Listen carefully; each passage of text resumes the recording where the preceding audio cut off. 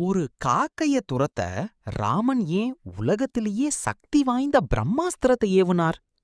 சித்திரகூடமலை சீதையோட மடியில ராமன் அசந்து தூங்கிட்டு இருக்காரு. அங்க வருது இந்திரனோட மகன் ஜயந்தன், காக வடிவத்துல. ராமனோட பலத்தை சோதிக்க நினைச்ச அந்த மாய காகம் சீதா பிராட்டியோட மார்பு பகுதியில கொடூரமா கொத்துது. ரத்தம் சொட்டுது. சீதையோட ரத்த வெப்பம் பட்டு ராமன் திடுக்கிட்டு முழிக்கிறாரு. சீதையோட காயத்தை பார்த்ததும் ராமனுக்கு கோபம் தலைக்கேறுது. அந்த அவசரத்துல கையில அம்பு இல்ல. உடனே தரையில இருந்த ஒரு சாதாரண தர்பை புல்லை எடுக்கிறாரு ராமன். மந்திரத்தை ஓதி அந்த புல்லையே உலகத்தையே அழிக்கக்கூடிய பிரம்மாஸ்திரமா மாத்தி காகத்தின் மீது ஏவுறாரு. நெருப்ப கக்கிக்கிட்டு வர்ற அந்த அஸ்திரத்தை பார்த்து பயந்து காகாசுரன் அலறி அடிச்சு ஓட ஆரம்பிக்கிறான். தன் தந்தை இந்திரன், பிரம்மன், சிவன், முனிவர்கள்னு 3 உலகத்திலையும் அடைக்கலம் கேட்கிறான்.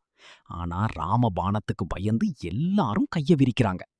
வேற வழியே இல்லாம தன்னை துரத்துன அதே ராமனோட காலடியில வந்து சரணடைஞ்சு உயிர் பிச்சை கேட்கிறான் காகாசுரன். சரணடைஞ்ச எதிரியையும் மன்னிக்கிறது தான் ராமனோட குணம். ஆனா ஏவப்பட்ட பிரம்மாஸ்திரம் வீண் போகாது.